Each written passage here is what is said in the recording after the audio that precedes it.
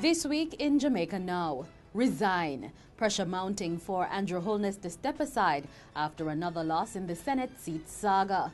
Former Lucea Mayor mom as Contractor General uncovers favoritism under her leadership.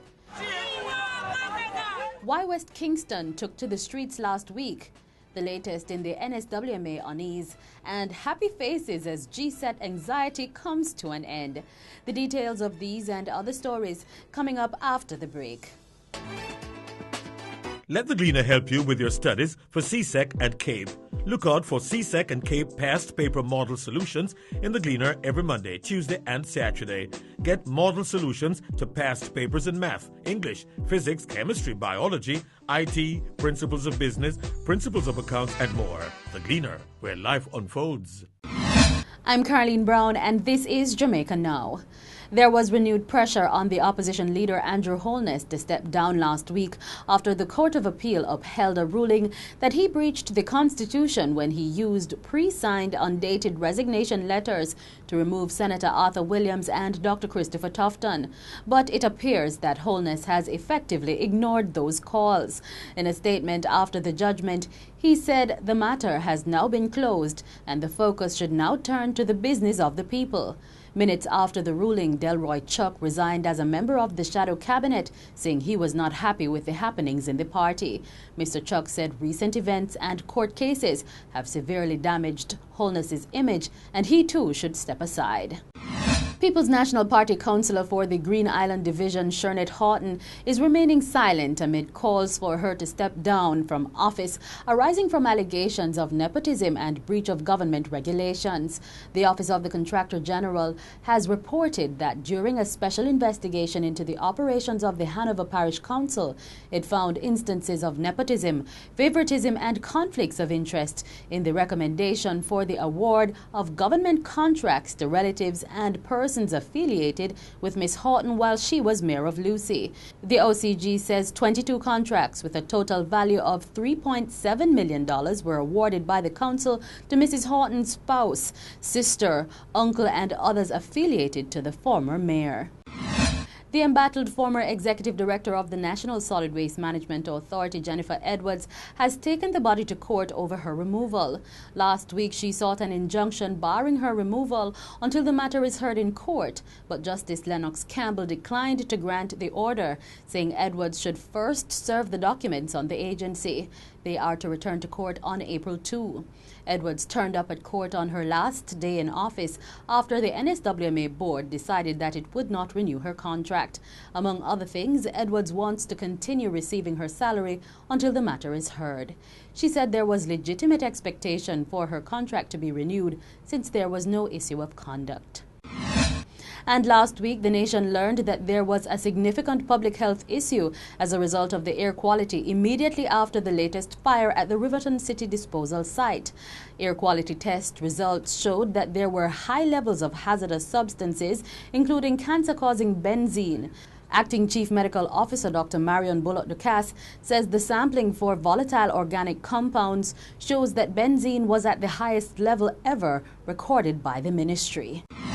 Meanwhile, there was relief for more than 39,000 primary school students on Friday as the Grade 6 Achievement Test came to an end.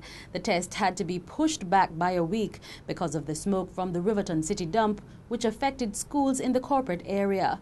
On the first day of the test on Thursday, the schools were smog-free, but parents took extra precaution, giving their children dust masks. And administrators were on hand seeking to comfort the students. It's the same things that you have been getting. So there is no need for you to be afraid. There is no need for you to be afraid. You are going to do well.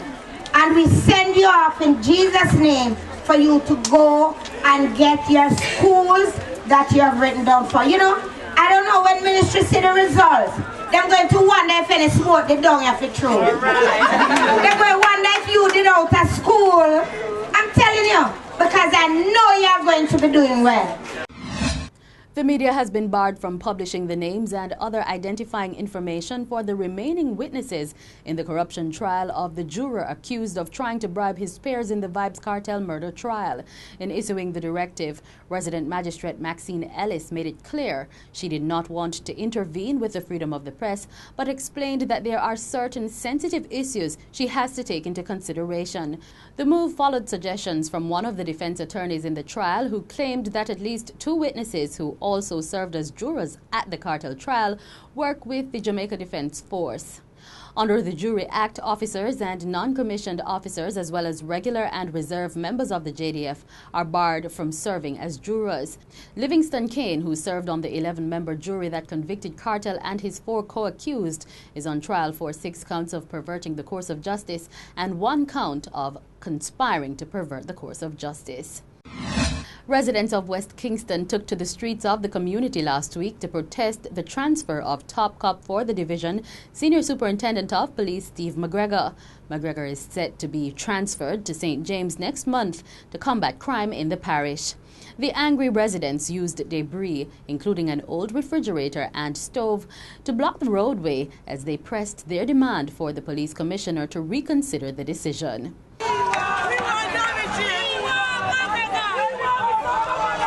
My name is Jeremy, a resident of this community, and we the people are in full solidarity of Mr. McGregor remaining here. Mr. McGregor has shown and has a proven track record of dealing with the citizens of West Kingston. He has created jobs and he believes in the people of this community. With the removal of Mr. McGregor, we don't know what West Kingston will come to. So we the citizens are asking the authority, Mr. Peter Bunting, who's the Minister of National Security, the Commissioner of Police, to regain their knowledge and to come back to another conclusion, to not allow Mr. McGregor to leave us, West Kingston. And that's it for this edition of Jamaica Now, your weekly review of the big news stories. Send us your comments at onlinefeedback@gleanerjm.com. You may tune into Power 106 FM for regular updates. Follow us on Twitter at Jamaica Gleaner and on Facebook at Gleaner Jamaica. I'm Carleen Brown, and as we go, highlights from the Issa Grace Kennedy Boys and Girls Championships 2015.